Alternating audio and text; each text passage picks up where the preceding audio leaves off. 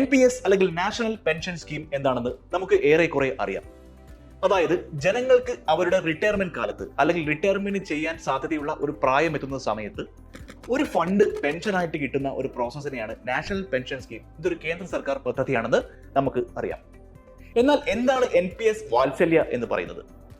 ജനങ്ങൾക്ക് അധികം ധാരണയില്ലാത്ത, അത്രയ്ക്ക് അങ്ങോട്ട് പോപ്പുലർ ഇതുവരെ ആയിട്ടില്ലാത്ത മറ്റൊരു കേന്ദ്ര സർക്കാർ പദ്ധതിയാണ് NPSന്റെ ഒരു എക്സ്റ്റൻഷൻ ആയിട്ടുള്ള NPS വാത്സല്യ പദ്ധതി എന്ന് പറയുന്നത്. നമുക്കറിയാം, ഇന്ന് ഒരുപാട് നിക്ഷേപ ഓപ്ഷനുകൾ നമുക്ക് അവൈലബിൾ ആണ്.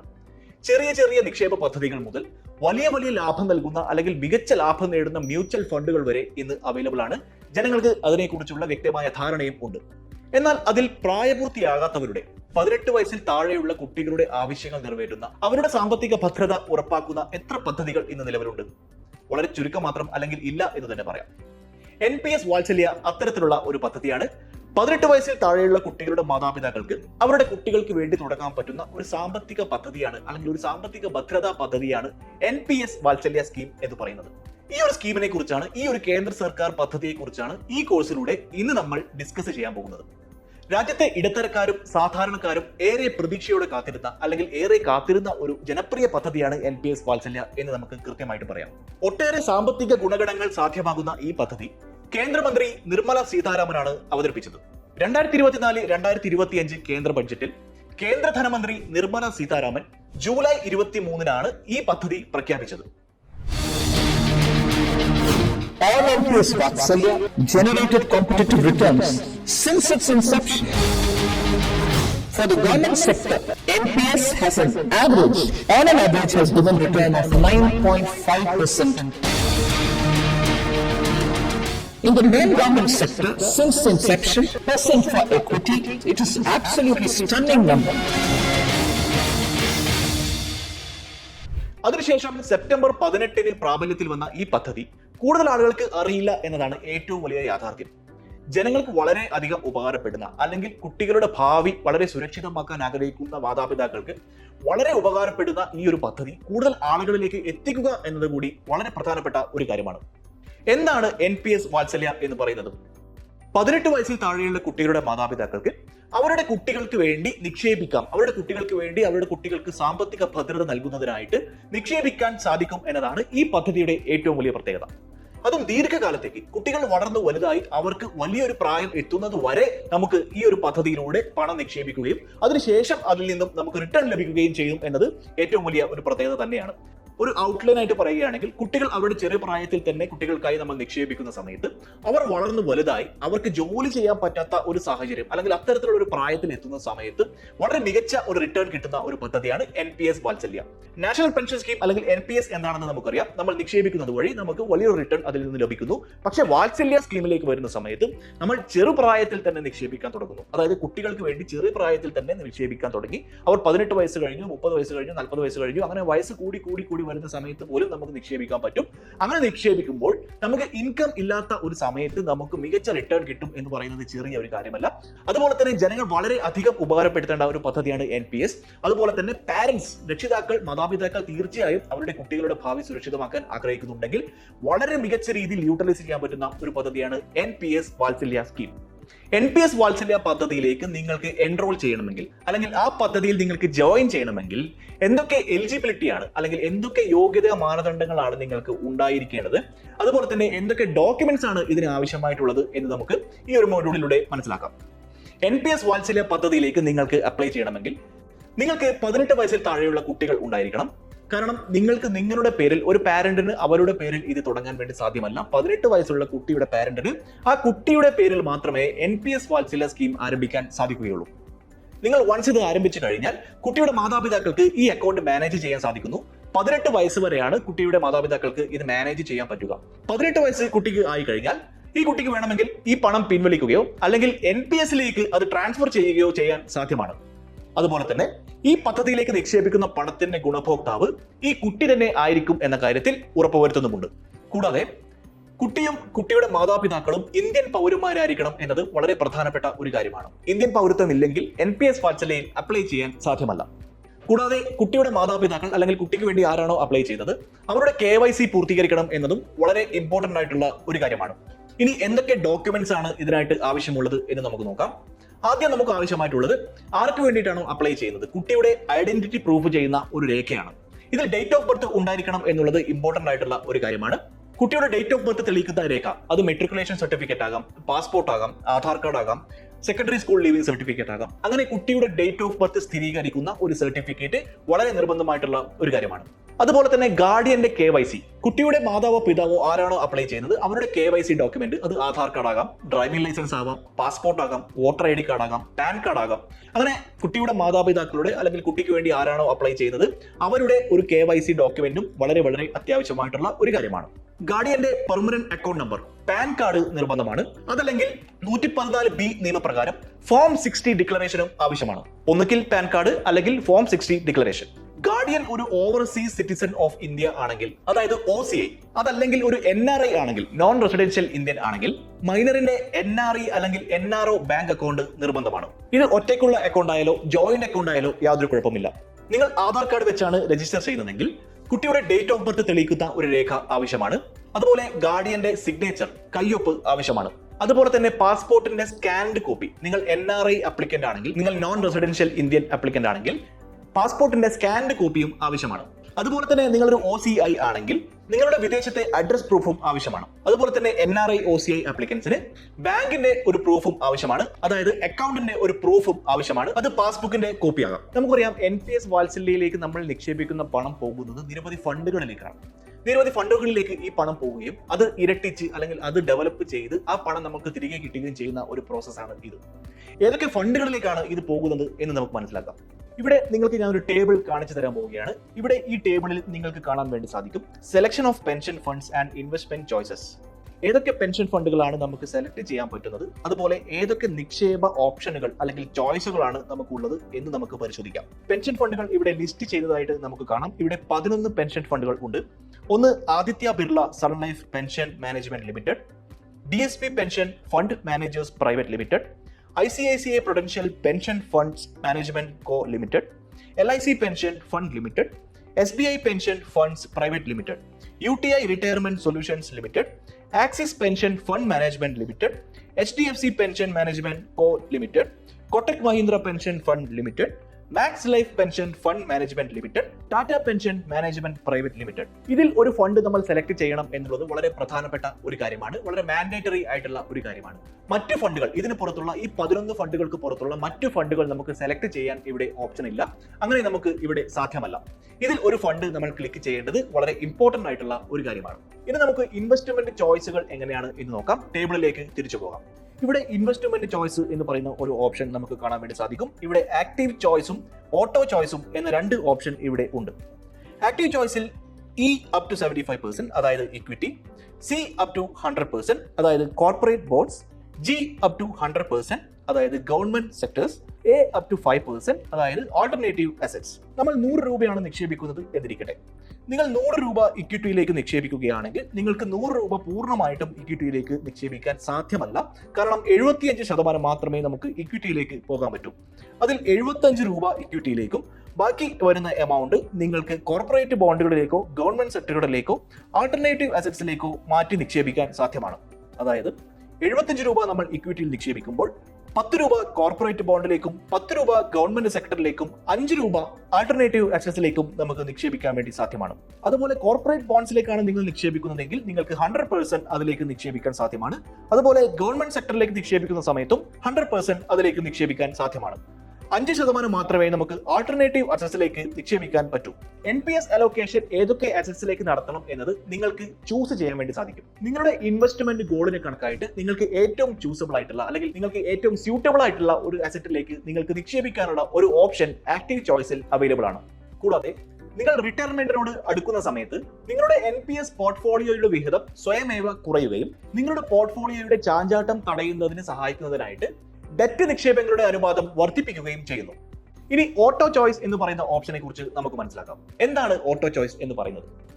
നിങ്ങളുടെ NPS അസറ്റ് അലോക്കേഷൻ ഓട്ടോമേറ്റ് ചെയ്യുന്നതിന് ഈ ഓപ്ഷനിലൂടെ സാധ്യമാകുന്നു.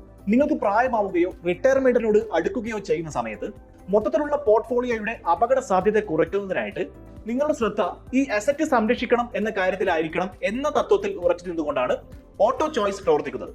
ഇത് നേടുന്നത് എങ്ങനെയാണെന്ന് വെച്ചാൽ നിങ്ങളുടെ പ്രായം വർദ്ധിക്കുന്നതിന് അനുസരിച്ച് അസറ്റ് അലോക്കേഷനിൽ വരുന്ന മാറ്റങ്ങളിലൂടെ ഇത് സാധ്യമാകുന്നു. അതായത് പ്രായം കൂടുന്തോറും NPS അസറ്റ് അലോക്കേഷൻ മോഡിഫൈ ചെയ്തുകൊണ്ടിരിക്കുന്നു അല്ലെങ്കിൽ പരിഷ്കരിച്ചുകൊണ്ടിരിക്കുന്നു. ഇങ്ങനെയാണ് ഓട്ടോ ചോയ്സ് ഓപ്ഷൻ പ്രവർത്തിക്കുന്നത്. എന്നിരുന്നാലും ഓട്ടോ ചോയ്സിലും നിങ്ങൾക്ക് ഫ്ലെക്സിബിലിറ്റി ഉണ്ട്. NPS ഓട്ടോ ചോയ്സിൽ പ്രധാനമായും 3 വ്യത്യസ്ത അലോക്കേഷനാണ് ഉള്ളത്. ഇതിനെ ലൈഫ് സൈക്കിൾ ഫണ്ടുകൾ എന്ന് പറയുന്നു. ഓരോ അസറ്റ് ക്ലാസ്സിനും എത്ര തുക അനുവദിച്ചു, അതുപോലെ നിങ്ങളുടെ പ്രായത്തിനനുസരിച്ച് എന്തൊക്കെ മാറ്റങ്ങളാണ് വരുന്നത് എന്ന കാര്യത്തിൽ ഇവ തമ്മിൽ വ്യത്യാസമുണ്ട്. ഇനി എന്താണ് അഗ്രസീവ് ലൈഫ് സൈക്കിൾ ഫണ്ട് എന്ന് നമുക്ക് നോക്കാം. അതായത് LC75. അഗ്രസീവ് ലൈഫ് സൈക്കിൾ ഫണ്ടിലൂടെ നിങ്ങൾക്ക് 35 വയസ്സ് വരെ 75% ഇക്വിറ്റി എക്സ്പോഷർ ലഭിക്കുന്നു. 35 വയസ്സിന് ശേഷം ഈ ഇക്വിറ്റി അലോക്കേഷൻ ഓരോ വർഷവും 4% വെച്ച് കുറയുന്നു. ഈ കുറയുന്ന എമൗണ്ട് കോർപ്പറേറ്റ് ഡെറ്റിലേക്കും ഗവൺമെന്റ് സെക്യൂരിറ്റികളിലേക്കും അലോക്കേറ്റ് ചെയ്യപ്പെടുന്നു. അതുപോലെ തന്നെ NPSലേക്കുള്ള പുതിയ ഫണ്ടുകൾ, അതായത് ഫ്രഷ് ഇൻവെസ്റ്റ്മെന്റുകൾ ഇക്വിറ്റികളിലേക്കും ഗവൺമെന്റ് സെക്യൂരിറ്റികളിലേക്കും കോർപ്പറേറ്റ് ഡെറ്റുകളിലേക്കും അലോക്കേറ്റ് ചെയ്യപ്പെടുന്നു. ഇത് പ്രായത്തിനെ അനുസൃതമാക്കിയാണ്, ഇൻവെസ്റ്റ് ചെയ്ത ആളുടെ പ്രായത്തിനെ അനുസൃതമാക്കിയാണ് ഇത് നിർണ്ണയിക്കപ്പെടുന്നത്. ഇനി നിങ്ങൾ LC75 NPS ഓട്ടോ ചോയ്സ് ഓപ്ഷനിൽ ഇൻവെസ്റ്റ് ചെയ്യുകയാണെങ്കിൽ വ്യത്യസ്ത അസറ്റ് ക്ലാസുകളിലുള്ള നിങ്ങളുടെ നിക്ഷേപം മാറുന്നത് എങ്ങനെയാണെന്ന് നമുക്കൊരു ടേബിളിലൂടെ മനസ്സിലാക്കാം. ഇവിടെ ഈ ടേബിളിൽ നമുക്ക് കാണാൻ വേണ്ടി സാധിക്കും asset allocation under NPS auto choice for aggressive life cycle fund investor. ഇവിടെ വയസ്സ്, equity allocation, corporate debt allocation, government securities allocation എന്നിങ്ങനെ 4 ഓപ്ഷൻ നമുക്ക് കാണാൻ വേണ്ടി സാധിക്കും. നമ്മൾ ആദ്യം പറഞ്ഞതുപോലെ 35 വയസ്സ് വരെ നിങ്ങളുടെ ഫണ്ടിന്റെ 75% പോകുന്നത് ഇക്വിറ്റി അലോക്കേഷനിലേക്കും 10% കോർപ്പറേറ്റ് ഡെറ്റ് അലോക്കേഷനിലേക്കും 15% ഗവൺമെന്റ് സെക്യൂരിറ്റീസ് അലോക്കേഷനിലേക്കും ആയിരിക്കും. 40 വയസ്സാകുന്ന സമയത്ത് 55% ഇക്വിറ്റിയിലേക്കും 15% കോർപ്പറേറ്റ് ഡെറ്റിലേക്കും 30% ഗവൺമെന്റ് സെക്യൂരിറ്റിയിലേക്കും ആയിരിക്കും. ഇനി 45 വയസ്സാകുമ്പോൾ ഇത് കുറയുന്നത് നമുക്ക് കാണാൻ വേണ്ടി സാധിക്കും. 35% ഇക്വിറ്റി, 20% കോർപ്പറേറ്റ് ഡെറ്റ്, 45% ഗവൺമെന്റ് സെക്യൂരിറ്റികളിലേക്ക് പോയിരിക്കുന്നു. ഇനി 50 വയസ്സാകുമ്പോഴാകട്ടെ ഇക്വിറ്റിയിലേക്ക് പോകുന്നത് വെറും 20%, കോർപ്പറേറ്റ് ഡെറ്റിലേക്ക് വെറും 20%, 60% ഗവൺമെന്റ് സെക്യൂരിറ്റിയിലേക്കും പോകുന്നു. 55 വയസ്സോ അതിന് മുകളിലോ ആകുന്ന സമയത്ത് 15% മാത്രമാണ് ഇക്വിറ്റിയിലേക്ക് അലോക്കേറ്റ് ചെയ്യപ്പെടുന്നത്. 10% കോർപ്പറേറ്റ് ഡെറ്റിലേക്കും 75% ഗവൺമെന്റ് സെക്യൂരിറ്റിയിലേക്കും മാറുന്നതായിട്ട് നമുക്ക് കാണാൻ വേണ്ടി സാധിക്കും. അതായത് LC75 75% വരെ ഉയർന്ന ഇക്വിറ്റി ഓപ്ഷൻ വാഗ്ദാനം ചെയ്യുന്നു. ഇത് നിങ്ങളുടെ 30s തുടക്കത്തിൽ നിങ്ങൾ നിൽക്കുകയാണെങ്കിൽ നിങ്ങളുടെ റിട്ടയർമെന്റ് സേവിങ്സ് എന്ന് പറയുന്നത് വലിയൊരു തുക ആക്കുന്നതിന് സഹായകമാകുന്നു. നമ്മൾ നേരത്തെ ടേബിളിൽ കണ്ടതുപോലെ നിങ്ങൾ നിങ്ങളുടെ 35 വയസ്സിൽ ഉണ്ടാകുന്ന സമയത്തുള്ള അലോക്കേഷൻസും നിങ്ങളുടെ 55 വയസ്സോ അതിന് മുകളിലോ ഉണ്ടാകുന്ന സമയത്തുള്ള അലോക്കേഷൻസും തമ്മിലുള്ള വ്യത്യാസം നമുക്ക് കാണാൻ വേണ്ടി സാധിച്ചു. കാരണം നമ്മൾ പ്രായം കൂടുന്ന സമയത്ത് റിസ്ക് കുറയ്ക്കേണ്ടത് വളരെ അനിവാര്യമായ ഒരു കാര്യമാണ്. അത്തരത്തിലുള്ള റിസ്ക് കുറയ്ക്കുന്നതിനായിട്ട് നമ്മുടെ ഫണ്ട് കൂടുതൽ പോകുന്നത് ഗവൺമെന്റ് സെക്യൂരിറ്റികളിലേക്കാണ് എന്ന് നമ്മൾ മനസ്സിലാക്കി കഴിയും. പ്രായം കുറഞ്ഞ സമയത്ത്, കാരണം റിസ്ക് എടുക്കാൻ നമുക്ക് കപ്പാസിറ്റി ഉള്ള ഒരു സമയത്ത് 30കളിൽ അല്ലെങ്കിൽ 35 വയസ്സിന് ശേഷമുള്ള ഒരു കാലഘട്ടത്തിലൊക്കെ നമുക്ക് റിസ്ക് എടുക്കാൻ വേണ്ടി സാധിക്കും. അതുകൊണ്ട് തന്നെ ഇക്വിറ്റിയിലേക്കും ഡെറ്റിലേക്കും ഒക്കെ നമ്മുടെ ഫണ്ട് നമുക്ക് അലോക്കേറ്റ് ചെയ്യാൻ വേണ്ടി പറ്റും. പക്ഷേ പ്രായം കൂടുന്ന സമയത്ത് 50, 55 ആൻഡ് എബോവ് പോകുന്ന സമയത്ത് നമ്മുടെ ഫണ്ട് കൂടുതൽ പോകുന്നത് ഗവൺമെന്റ് സെക്യൂരിറ്റിയിലേക്കാണ്. ഇതുമൂലം നമ്മുടെ റിസ്ക് നമുക്ക് കുറയ്ക്കാൻ വളരെ ഹെൽപ്ഫുൾ ആകും എന്ന കാര്യത്തിൽ യാതൊരു സംശയമില്ല. അതുതന്നെയാണ് ഇതിന്റെ ഏറ്റവും വലിയ ഒരു സ്പെഷ്യാലിറ്റി. NPS ഓട്ടോ ചോയ്സ് ഓപ്ഷനിൽ വരുന്ന മറ്റൊരു ഫണ്ടാണ് മോഡറേറ്റ് ലൈഫ് സൈക്കിൾ ഫണ്ട് അഥവാ LC50. നിങ്ങൾ moderate life cycle fund select ചെയ്യുകയാണെങ്കിൽ 35 വയസ്സ് വരെ നിങ്ങളുടെ മാക്സിമം ഇക്വിറ്റി എക്സ്പോഷർ എന്ന് പറയുന്നത് 50% ആയിരിക്കും. 36ാമത്തെ വയസ്സ് മുതൽ നിങ്ങളുടെ ഇക്വിറ്റിയിലേക്കുള്ള അലോക്കേഷൻ 2% വെച്ച് കുറയുകയും ബാക്കിയുള്ളത് കോർപ്പറേറ്റ് ഡെറ്റിലേക്കും ഗവൺമെന്റ് സെക്യൂരിറ്റിയിലേക്കും അലോക്കേറ്റ് ചെയ്യപ്പെടുന്നു. NPSലേക്ക് വരുന്ന പുതിയ കോൺട്രിബ്യൂഷൻസ് പോലും LC50യുടെ നിയമപ്രകാരം വരുന്ന ഫണ്ടുകളിലേക്ക് അലോക്കേറ്റ് ചെയ്യപ്പെടുന്നു. ഇനി മറ്റൊരു ടേബിളിൽ നമുക്ക് മനസ്സിലാക്കാം LC50 പ്രകാരം എങ്ങനെയാണ് ഇക്വിറ്റിയിലേക്കും കോർപ്പറേറ്റ് ഡെറ്റിലേക്കും ഗവൺമെന്റ് സെക്യൂരിറ്റിയിലേക്കും നിങ്ങളുടെ ഫണ്ട് അലോക്കേറ്റ് ചെയ്യപ്പെടുന്നതെന്ന് ഈ ടേബിളിലൂടെ നമുക്ക് മനസ്സിലാക്കാം. Asset allocation under NPS auto choice for moderate life cycle fund investor. ഈ ടേബിൾ പ്രകാരം 35 വയസ്സ് വരെ 50% ഇക്വിറ്റിയിലേക്കും 30% കോർപ്പറേറ്റ് ഡെറ്റിലേക്കും 20% ഗവൺമെന്റ് സെക്യൂരിറ്റികളിലേക്കും പോകുന്നു. 40ാമത്തെ വയസ്സിൽ 40% ഇക്വിറ്റിയിലേക്കും 25% കോർപ്പറേറ്റ് ഡെറ്റിലേക്കും 35% ഗവൺമെന്റ് സെക്യൂരിറ്റികളിലേക്കും പോകുന്നു. 45ാമത്തെ വയസ്സിൽ 30% ഇക്വിറ്റിയിലേക്കും 20% കോർപ്പറേറ്റ് ഡെറ്റിലേക്കും 50% ഗവൺമെന്റ് സെക്യൂരിറ്റിയിലേക്കും പോകുന്നു. 50ാമത്തെ വയസ്സിൽ ഇക്വിറ്റിയിലേക്ക് പോകുന്നത് 20%, കോർപ്പറേറ്റ് ഡെറ്റിലേക്ക് 15%, ഗവൺമെന്റ് സെക്യൂരിറ്റിയിലേക്ക് 65%മായി അത് മാറുന്നു. ഇനി 55 വയസ്സ് തൊട്ട് അതിന് മുകളിലേക്കാകുന്ന സമയത്ത് 10% മാത്രമാണ് ഇക്വിറ്റിയിലേക്കും കോർപ്പറേറ്റ് ഡെറ്റിലേക്കും പോകുന്നത്. ബാക്കി 80% പോകുന്നത് ഗവൺമെന്റ് സെക്യൂരിറ്റിയിലേക്കാണ്. ക്യാപിറ്റൽ അപ്രീസിയേഷനും വെൽത്തിന്റെ ഒരു പ്രിസർവേഷനും തമ്മിലുള്ള അനുപാതം ഒരു ബാലൻസ്ഡ് ആക്കുന്നതിന് ഈ ഒരു ഫോർമാറ്റ് സഹായകമാകുന്നു. ഇനി കൺസർവേറ്റീവ് ലൈഫ് സൈക്കിൾ ഫണ്ട് അഥവാ LC25 എന്താണെന്ന് നമുക്ക് മനസ്സിലാക്കാം. ഈ പറഞ്ഞ 3 ഓപ്ഷനുകളിൽ ഏറ്റവും ശ്രദ്ധ ചെലുത്തേണ്ട ഒരു ഓപ്ഷനാണ് LC25 എന്ന് പറയുന്നത്. LC25 പ്രകാരം 35 വയസ്സ് വരെ നിങ്ങളുടെ ഇക്വിറ്റി അലോക്കേഷൻ മാക്സിമം 25% മാത്രമേ നമുക്ക് അലോക്കേറ്റ് ചെയ്യാൻ വേണ്ടി സാധിക്കുകയുള്ളൂ. 36ാമത്തെ വയസ്സ് തൊട്ട് ഇക്വിറ്റി അലോക്കേഷൻ 1% വെച്ച് കുറയുകയും ബാക്കിയുള്ള ഫണ്ട് ഡെറ്റിലേക്കും ഗവൺമെന്റ് സെക്യൂരിറ്റികളിലേക്കും പോവുകയും ചെയ്യുന്നു. അതിന്റെ ഒരു ടേബിൾ റെപ്രസെന്റേഷൻ നമുക്ക് നോക്കാം. Asset allocation under NPS auto choice using conservative life cycle fund 35 വയസ്സ് വരെ ഇക്വിറ്റിയിലേക്ക് 25%, കോർപ്പറേറ്റ് ഡെറ്റിലേക്ക് 45%, ഗവൺമെന്റ് സെക്യൂരിറ്റിയിലേക്ക് 30%മാണ് അലോക്കേറ്റ് ചെയ്യപ്പെടുന്നത്. 40ാമത്തെ വയസ്സിൽ ഇക്വിറ്റിയിലേക്ക് 20%, കോർപ്പറേറ്റ് ഡെറ്റിലേക്ക് 35%, ഗവൺമെന്റ് സെക്യൂരിറ്റിയിലേക്ക് 45% അത് മാറുന്നു. 45ാമത്തെ വയസ്സിൽ 15% ഇക്വിറ്റിയിലേക്കും 25% കോർപ്പറേറ്റ് ഡെറ്റിലേക്കും 60% ഗവൺമെന്റ് സെക്യൂരിറ്റിയിലേക്കും പോകുന്നു. 50ാമത്തെ വയസ്സിൽ 10% ഇക്വിറ്റിയിലേക്കും 15% കോർപ്പറേറ്റ് ഡെറ്റിലേക്കും 75% ഗവൺമെന്റ് സെക്യൂരിറ്റിയിലേക്കും പോകുന്നു. 55 വയസ്സ് മുതൽ മുകളിലോട്ടാക്കുന്ന സമയത്ത് 5% ഇക്വിറ്റിയിലേക്കും അടുത്ത 5% കോർപ്പറേറ്റ് ഡെറ്റിലേക്കും 90% ഗവൺമെന്റ് സെക്യൂരിറ്റിയിലേക്കും പോകുന്നു.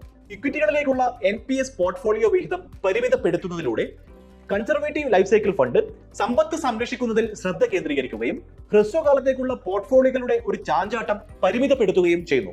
അതുകൊണ്ട് തന്നെ റിസ്ക് എടുക്കാൻ താല്പര്യമില്ലാത്ത നിക്ഷേപകർക്ക് ഇത് ഏറ്റവും സ്യൂട്ടബിൾ ആയിട്ടുള്ള ഒരു ഓപ്ഷനാണ്. നിങ്ങൾ നിങ്ങളുടെ 30 വയസ്സുകളിൽ ആയിരിക്കുന്ന സമയത്ത് നിങ്ങളുടെ റിട്ടയർമെന്റ് എന്ന് പറയുന്നത് ഇനിയും 30-35 വർഷം അകലെയാണ്. അതുകൊണ്ട് തന്നെ റിട്ടയർമെന്റ് പ്ലാനിങ്ങിനെ പറ്റി ചിന്തിക്കുന്ന സമയത്ത് ഏറ്റവും മികച്ച ഒരു ഓപ്ഷനാണ് NPS എന്ന് പറയുന്നത്. അങ്ങനെ NPS ഓട്ടോ ചോയ്സിന് കീഴിൽ വാഗ്ദാനം ചെയ്യുന്ന 3 ലൈഫ് സൈക്കിൾ ഫണ്ട് ഓപ്ഷനുകളിൽ ദീർഘകാലത്തേക്കുള്ള നിങ്ങളുടെ NPS റിട്ടയർമെന്റ് സേവിങ്സ് വളർത്തുന്നതിന് മികച്ച അവസരം LC75 നൽകുന്നു. എങ്ങനെയാണ് ഈ സ്കീം പ്രകാരം 10 കോടി രൂപയുടെ ഒരു കോർപ്പസ് ഉണ്ടാക്കുന്നത് എന്നും അതുപോലെ തന്നെ എന്താണ് NPS റിട്ടേൺസ് കാൽക്കുലേറ്റർ എന്നതിനെ കുറിച്ചുമാണ്. അപ്പോൾ അതിനെക്കുറിച്ച് വളരെ ഡീറ്റെയിൽ ആയിട്ട് തന്നെ ഈ ഒരു മോഡ്യൂളിലൂടെ നമുക്ക് മനസ്സിലാക്കാം. ഇപ്പോൾ ഞാൻ നിങ്ങളെ കൊണ്ടുപോകാൻ പോകുന്നത് ഒരു എക്സൽ ഷീറ്റ് ഫോർമാറ്റിലേക്കാണ്. ഇതിൽ നമ്മൾ ഒരുപാട് ഡാറ്റാസ് കൊടുത്തിരിക്കുന്നു. ആ ഡാറ്റ പ്രകാരം എങ്ങനെയാണ് നമുക്ക് 10 കോടി രൂപയുടെ ഒരു കോർപ്പസ് ഉണ്ടാക്കാം എന്നത് നമുക്ക് നോക്കാം. നമുക്ക് ഇവിടെ ഈ ഒരു എക്സൽ ഷീറ്റ് കാണാൻ വേണ്ടി സാധിക്കും.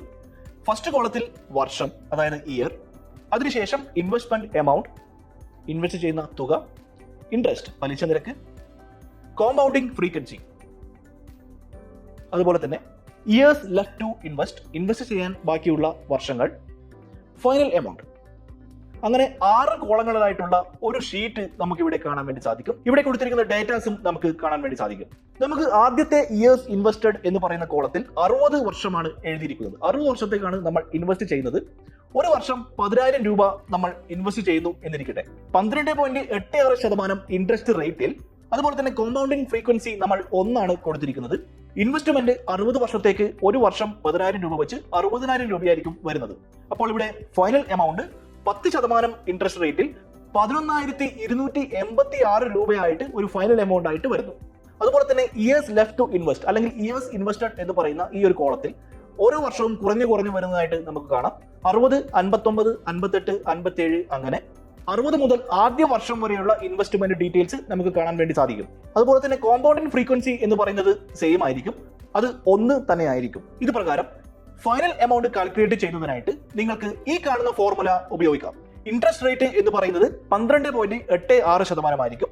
ഇത് ഹിസ്റ്റോറിക്കലി NPSന്റെ ചരിത്രം പരിശോധിക്കുകയാണെങ്കിൽ ഏറ്റവും കോമൺ ആയിട്ട് കൊടുത്ത അല്ലെങ്കിൽ ഏറ്റവും അധികമായിട്ട് കൊടുത്ത ഒരു റിട്ടേൺ റേറ്റ് ആണ്. ഈ ഒരു ഫോർമുല പ്രകാരം ആദ്യത്തെ വർഷം 10,000 രൂപയായ നിങ്ങളുടെ ഇൻവെസ്റ്റ്മെന്റ് 12.86% ഇൻട്രസ്റ്റ് റേറ്റിൽ 11,286 രൂപയായിട്ട് ഒരു ഫൈനൽ എമൗണ്ട് ആയിട്ട് വരുന്നു. ഇനി രണ്ടാമത്തെ റോയിലേക്ക് വരുന്ന സമയത്ത് ആദ്യത്തെ വർഷത്തിന്റെ റിട്ടേണിൽ നിന്നും 10,000 രൂപ എക്സ്ട്രാ കൂടുന്നു.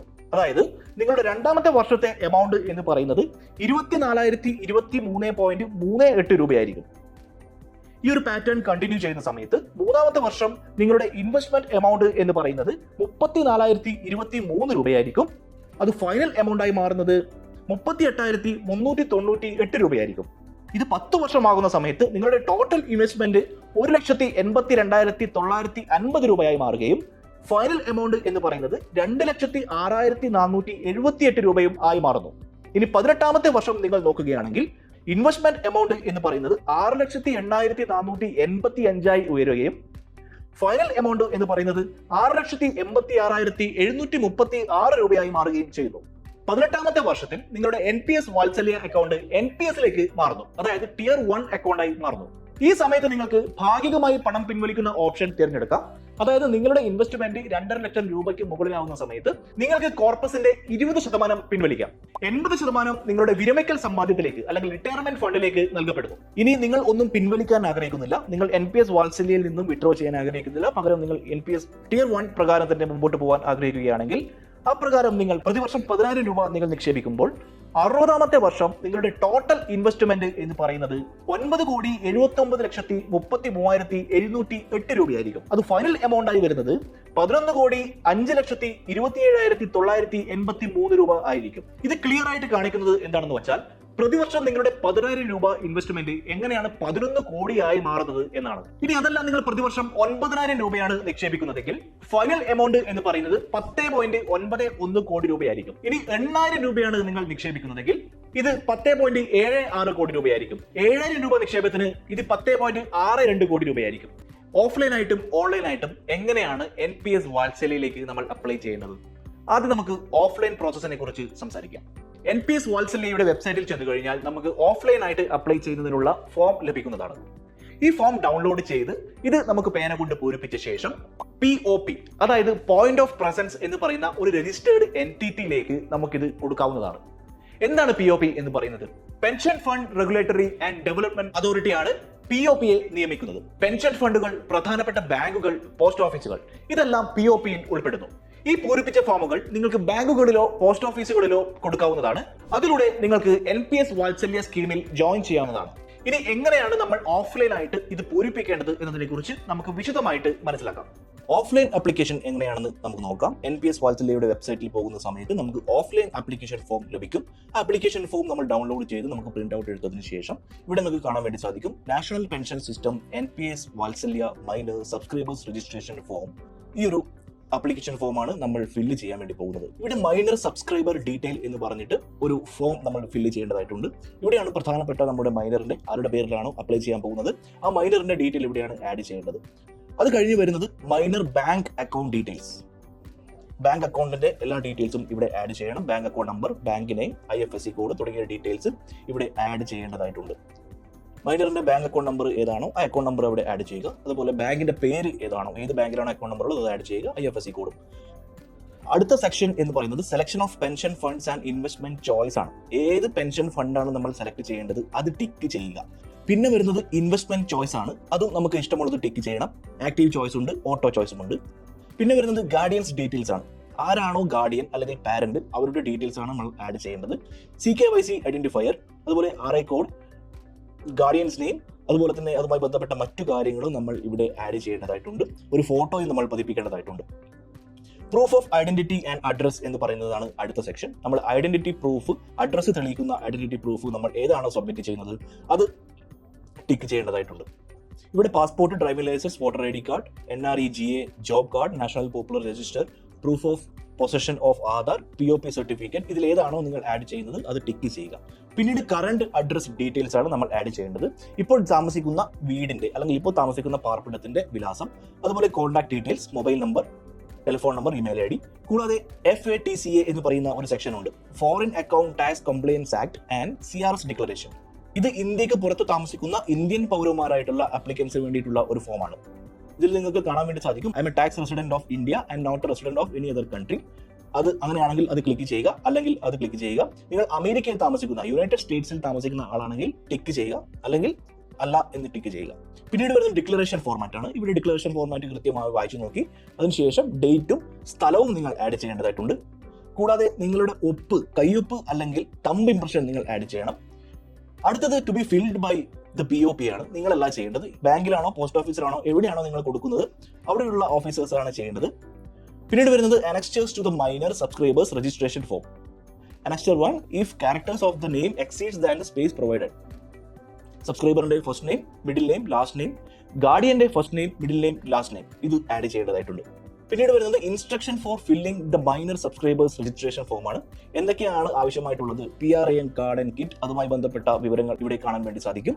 അതായത് ഒരു വെൽക്കം കിറ്റ് അപ്ലിക്കന്റിന്റെ ഇമെയിലേക്ക് അയക്കും. അതല്ല അപ്ലിക്കന്റിന് ഫിസിക്കൽ ആയിട്ടുള്ള ഇമെയിൽ അല്ല, ഫിസിക്കൽ ആയിട്ടുള്ള ഒരു PRAN കാർഡ് വേണം എന്നുണ്ടെങ്കിൽ അതിന് സ്പെഷ്യൽ ആയിട്ട് ഒരു റിക്വസ്റ്റ് കൊടുക്കേണ്ടതായിട്ടുണ്ട്. അതിന് ചില ചാർജുകൾ നമ്മൾ കൊടുക്കേണ്ടതായിട്ടുണ്ട്. പിന്നീട് സബ്സ്ക്രൈബേഴ്സ് ഓർ ഗാർഡിയൻ നെയിം, അതുമായി ബന്ധപ്പെട്ട കാര്യങ്ങൾ എന്തൊക്കെയാണ്? ഗാർഡിയന്റെ നെയിം എന്ന് പറയുന്നത് പാൻ കാർഡിന്റെ നെയിമുമായിട്ട് മാച്ച് ആയിരിക്കണം, സ്പെല്ലിംഗിലൊന്നും വ്യത്യാസം വരരുത്. അതുപോലെ അതുമായി ബന്ധപ്പെട്ട എല്ലാവിധ ഡീറ്റെയിൽസും ഇതിനകത്ത് കൊടുത്തിട്ടുണ്ട്. Proof of identity and address എന്ന് പറയുന്നത് എന്താണ്? പൊളിറ്റിക്കലി എക്സ്പോസ്ഡ് പേഴ്സൺ എന്ന് ഉദ്ദേശിക്കുന്നത് കൊണ്ട് എന്താണ്? കറന്റ് അഡ്രസ് എന്താണ്? DOB ആൻഡ് ബാങ്ക് അക്കൗണ്ട് എന്ന് പറയുന്നത് എന്താണ്? ഇൻവെസ്റ്റ്മെന്റ് ചോയ്സസിനെ കുറിച്ച് ഇവിടെ വിശദമായിട്ട് പറയുന്നുണ്ട്. FATCA ആൻഡ് CRS ഡിക്ലറേഷൻ എന്ന് പറയുന്നത് എന്താണ്? Declaration or signature by the guardian എന്ന് ഉദ്ദേശിക്കുന്നത് എന്താണ്? അങ്ങനെ എല്ലാവിധ ഡീറ്റെയിൽസും ഇതിനകത്ത് കൊടുത്തിട്ടുണ്ട്. ഇവിടെ ഏറ്റവും താഴെ കാണാൻ വേണ്ടി സാധിക്കും അപ്ലിക്കബിൾ CRA ചാർജസ്, ടാക്സ് ഒഴികെയുള്ള CRA ചാർജസ് എന്ന് പറയുന്നത്. അക്കൗണ്ട് ഓപ്പണിംഗ് ചാർജ് എന്ന് പറയുന്നത് 18 രൂപയാണ്. അക്കൗണ്ട് മെയിൻ്റെനൻസ് ചാർജ് 69 രൂപയാണ്. ചാർജ് പെർ ട്രാൻസാക്ഷൻ 3.75 രൂപയാണ്. ഏറ്റവും അവസാനം കാണാൻ വേണ്ടി സാധിക്കും general information four subscribers. Subscriber പാലിക്കേണ്ട കാര്യങ്ങളെ കുറിച്ചാണ് ഇവിടെ എഴുതിയിട്ടുള്ളത്. അപ്പോൾ ഈ ഫോം പൂരിപ്പിച്ചതിന് ശേഷം നിങ്ങൾക്ക് ഇത് POPയിൽ ഏൽപ്പിക്കാം, പോസ്റ്റ് ഓഫീസിലോ അല്ലെങ്കിൽ ബാങ്കുകളിലോ ഇത് ഏൽപ്പിച്ചു കഴിഞ്ഞാൽ നിങ്ങൾക്ക് NPS വാത്സല്യ അക്കൗണ്ട് ഓപ്പൺ ചെയ്യാൻ വേണ്ടി സാധിക്കും. അപ്പോൾ എങ്ങനെയാണ് ഓഫ്ലൈൻ ആയിട്ട് NPS വാത്സല്യ സ്കീമിൽ ജോയിൻ ചെയ്യേണ്ടത് എന്നതിനെ കുറിച്ച് നമ്മൾ ഡീറ്റെയിൽ ആയിട്ട് മനസ്സിലാക്കി. എന്തൊക്കെ കാര്യങ്ങളാണ് ആ ഫോമിനകത്ത് നമ്മൾ പൂരിപ്പിക്കേണ്ടതായിട്ടുള്ളത്, എന്തൊക്കെ ഡീറ്റെയിൽസ് നമ്മൾ കൊടുക്കേണ്ടതായിട്ടുണ്ട്, അങ്ങനെ ഒരുപാട് കാര്യങ്ങൾ നമ്മൾ കണ്ടു കഴിഞ്ഞു. ഇനി ഓൺലൈൻ ആയിട്ട് നമ്മൾ NPS വാത്സല്യ സ്കീമിലേക്ക് അപ്ലൈ ചെയ്യുന്നത് എങ്ങനെയാണെന്ന് നിങ്ങൾക്കറിയണ്ടേ? നമുക്കത് നോക്കാം. നിങ്ങൾ ഗൂഗിളിൽ ചെന്ന് NPS ട്രസ്റ്റ് എന്നടിക്കുന്ന സമയത്ത് നാഷണൽ പെൻഷൻ സിസ്റ്റം ട്രസ്റ്റ് എന്ന് പറയുന്ന വെബ്സൈറ്റ് നിങ്ങൾക്ക് ഓപ്പൺ ചെയ്യാം. ഓപ്പൺ NPS വാത്സല്യ എന്ന് പറയുന്ന ഒരു ഓപ്ഷൻ നിങ്ങൾക്ക് താഴെ കാണാൻ വേണ്ടി സാധിക്കും. അത് ക്ലിക്ക് ചെയ്യുക. ഇവിടെ 3 CRA നമുക്ക് കാണാൻ വേണ്ടി സാധിക്കും. ഒന്ന് പ്രോട്ടീൻ, അതുപോലെ തന്നെ K ഫിൻടെക്, മൂന്നാമത്തേത് CAMS NPS. അങ്ങനെ 3 CRAs നമുക്ക് കാണാം. ഇവിടെ പ്രോട്ടീൻ എന്ന് പറയുന്ന ഒരു CRA നമുക്ക് ക്ലിക്ക് ചെയ്യാം. ക്ലിക്ക് ചെയ്യുന്ന സമയത്ത് ഇങ്ങനെ ഒരു ഡയലോഗ് ബോക്സ് നമുക്ക് കാണാം. You are about to proceed to an external website. അതായത് NPSന്റെ വെബ്സൈറ്റിൽ നിന്ന് നമ്മൾ പ്രോട്ടീൻ എന്ന് പറയുന്ന CRAയുടെ വെബ്സൈറ്റിലേക്ക് പോവുകയാണ്. അത് ഓക്കെ ആണോ അല്ലയോ എന്ന് ചോദിച്ചിട്ടുള്ള ഒരു ഡയലോഗ് ബോക്സ് ആണിത്. അത് യെസ് എന്ന് ക്ലിക്ക് ചെയ്യുക. യെസ് എന്ന് ക്ലിക്ക് ചെയ്യുമ്പോൾ നമുക്ക് കാണാം ഈ ഒരു പേജിലേക്കാണ് നമ്മൾ ലാൻഡ് ആകുന്നത്. ഇനീഷ്യൽ പ്രോസസ് ഓഫ് രജിസ്ട്രേഷൻ എന്ന് പറയുന്ന ഒരു ടാബ് നമുക്ക് കാണാൻ വേണ്ടി സാധിക്കും. ഇവിടെ date of birth, permanent account number അതായത് PAN number, mobile number, email ID എന്ന് പറയുന്ന ഡീറ്റെയിൽസ് നമ്മൾ ആഡ് ചെയ്യേണ്ടതായിട്ടുണ്ട്. ഡേറ്റ് ഓഫ് ബർത്ത് ആഡ് ചെയ്യുന്നു. ഈ എല്ലാ ഡീറ്റെയിൽസും ആഡ് ചെയ്ത് കഴിഞ്ഞാൽ ബിഗിൻ രജിസ്ട്രേഷനിൽ ക്ലിക്ക് ചെയ്യുക. നമ്മൾ രജിസ്ട്രേഷൻ പ്രോസസ്സിലേക്ക് പോയിക്കൊണ്ടിരിക്കുകയാണ്. അപ്പോൾ നമ്മുടെ അഡ്രസ്സ് എന്ന് പറയുന്നത് നമ്മൾ ബാംഗ്ലൂരു അർബൻ ആണ് കൊടുത്തിരിക്കുന്നത്. ഉദാഹരണത്തിന് നമ്മൾ യെസ് എന്ന് കൊടുക്കുക. യെസ് കൊടുത്തിരിക്കുന്നു. ഇനി ഒരു OTP വെരിഫിക്കേഷൻ ആണ് വരാൻ പോകുന്നത്. നമ്മൾ ആദ്യം കൊടുത്ത മൊബൈൽ നമ്പറിലേക്ക് ഒരു OTP വന്നിട്ടുണ്ടാകും. ആ OTP ഇതിൽ ആഡ് ചെയ്യുക. അതുപോലെ തന്നെ നമ്മൾ കൊടുത്ത ഇമെയിൽ അഡ്രസ്സിലും ഒരു OTP വന്ന് കിടപ്പുണ്ടാവും. ആ OTPയും ഇതിലേക്ക് ആഡ് ചെയ്യുക. ആഡ് ചെയ്ത് കഴിഞ്ഞാൽ ACK ID ജനറേറ്റഡ് എന്ന് പറഞ്ഞിട്ട് നമുക്കൊരു ഡയലോഗ് ബോക്സ് കാണാൻ വേണ്ടി സാധിക്കും. അതായത് you have successfully completed your KYC formalities online. You are one step closer to financially secure your retire life. The ACK ID has been sent to your verified email ID and mobile number. Continue click ചെയ്യുക. Continue click ചെയ്യുമ്പോൾ guardian details എന്ന് പറയുന്ന ഒരു option നമുക്ക് കാണാൻ വേണ്ടി സാധിക്കും. Guardian details അവിടെ ഓൾറെഡി വന്നു കഴിഞ്ഞു. നമ്മൾ ഓൾറെഡി ആഡ് ചെയ്ത ഡീറ്റെയിൽസ് ആണ് അവിടെ വരുന്നത്. അതായത് നമ്മുടെ കുട്ടിക്ക് വേണ്ടിയാണ് നമ്മൾ രജിസ്റ്റർ ചെയ്യുന്നത്. അപ്പോൾ നമ്മളുടെ ഡീറ്റെയിൽസ് ആണ് ഇവിടെ ആദ്യം കാണിക്കുന്നത്. സിഗ്നേച്ചർ നമ്മൾ അപ്ലോഡ് ചെയ്യേണ്ടതായിട്ടുണ്ട്. അത് കഴിഞ്ഞ് മൈനർ ഡീറ്റെയിൽസ് എന്ന് പറയുന്ന ഒരു സെക്ഷൻ നമുക്ക് കാണാൻ വേണ്ടി സാധിക്കും. Minor details, minor first name, minor middle name, minor last name, അതുപോലെ തന്നെ ജെൻഡർ ഏതാണ്, മെയിൽ ആണോ ഫീമെയിൽ ആണോ, നാഷണാലിറ്റി, അതുപോലെ തന്നെ മൈനറിന്റെ ഡേറ്റ് ഓഫ് ബർത്ത് നമ്മൾ ആഡ് ചെയ്യണം. പിന്നീട് കൊടുക്കേണ്ടത് മൈനർ ഡേറ്റ് ഓഫ് ബർത്തിന്റെ പ്രൂഫ് ആണ്. എന്താണ് ഡേറ്റ് ഓഫ് ബർത്ത് തെളിയിക്കുന്ന പ്രൂഫ് എന്നുള്ളത് നമുക്ക് കാണിക്കാം. അത് ഇവിടെ അപ്ലോഡ് ചെയ്യേണ്ട ഒരു ഓപ്ഷൻ നമുക്കുണ്ട്. ചൂസ് ഫയൽ എന്ന് പറഞ്ഞ അവിടെ നിന്ന് ക്ലിക്ക് ചെയ്ത് നമുക്ക് ഡേറ്റ് ഓഫ് ബർത്തിന്റെ പ്രൂഫ് നമുക്ക് ഇതിലേക്ക് അപ്ലോഡ് ചെയ്യാം. അതുപോലെ തന്നെ I would like to receive my PRAN as digital PRAN card and welcome kit എന്ന് പറയുന്ന ഒരു ഓപ്ഷൻ നമുക്ക് അവിടെ ഡിഫോൾട്ട് ആയിട്ട് കാണാൻ സാധിക്കും. പിന്നീട് ഗാർഡിയൻ ഡീറ്റെയിൽസ് ആണ് കൊടുക്കേണ്ടത്. Residential status of the guardian, citizen of India ആണ്. അങ്ങനെയുള്ള ആൾക്ക് മാത്രമേ നമുക്ക് അപ്ലൈ ചെയ്യാൻ വേണ്ടി സാധിക്കുകയുള്ളൂ. അതുപോലെ റിലേഷൻഷിപ്പ് വിത്ത് മൈനർ എന്ന് പറയുന്ന ഓപ്ഷനിലും നമ്മൾ ക്ലിക്ക് ചെയ്യേണ്ടതായിട്ടുണ്ട്. കൺഫേം ചെയ്യുക. ഇതെല്ലാം ആഡ് ചെയ്തതിനു ശേഷം കൺഫേം എന്ന ഓപ്ഷനിൽ നിങ്ങൾ ക്ലിക്ക് ചെയ്യുക. ഇങ്ങനെ നിങ്ങൾ കൺഫേം ചെയ്ത് കഴിഞ്ഞാൽ NPS വാത്സല്യ അക്കൗണ്ട് സ്റ്റാർട്ട് ചെയ്തിരിക്കുന്നു എന്നാണ് അർത്ഥം. പ്രിയപ്പെട്ട പ്രേക്ഷകരെ, എന്താണ് NPS വാത്സല്യ? നാഷണൽ പെൻഷൻ സ്കീമിന്റെ വാത്സല്യ പ്രോഗ്രാം എന്താണെന്ന് നമ്മൾ കൃത്യമായിട്ട് ഈ ഒരു കോഴ്സിലൂടെ മനസ്സിലാക്കി കഴിഞ്ഞു.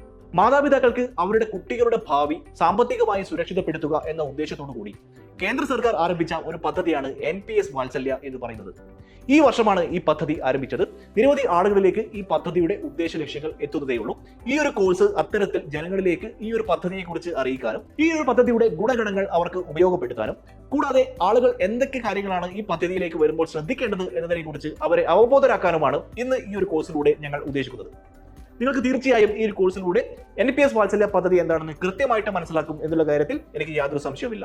ഇന്ന് ഈ ഒരു കോഴ്സിലൂടെ നിങ്ങൾ മനസ്സിലാക്കിയ വിവരങ്ങൾ വെച്ച് നിങ്ങളുടെ കുട്ടികളുടെ ഭാവി സുരക്ഷിതമാക്കുന്നതിനായി NPS വാത്സല്യയിലേക്ക് നിക്ഷേപിക്കാം. വെറും 1000 രൂപ നിങ്ങൾക്ക് പ്രതിവർഷം നിക്ഷേപിക്കാൻ പറ്റുമെങ്കിൽ അത് തന്നെ ധാരാളമാണ്.